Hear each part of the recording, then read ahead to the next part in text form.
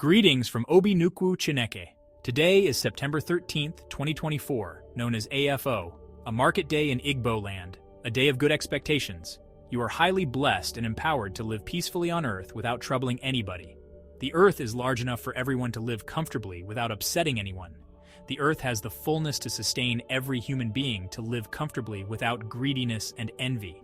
The Earth does not trouble, but humans trouble themselves, making humans short of life. Humans manufacture things to destroy themselves. Humans use what they manufacture to make others live like slaves in their land, a place where they are supposed to exercise their human rights. They are living like people who don't have a father and motherland.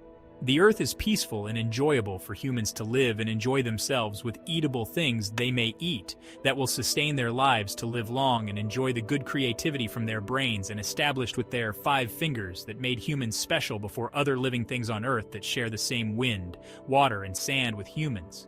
The wind, water, and sand, they still patiently waiting for humans to recall themselves and live in peace to enjoy the beauty of the Earth. From Obi Nnukwu Chineke, aka Wind, Water and Sand, the blessings of the universe, Onye Ndu, Ikuku Achinike, the messenger of the truth afterlife.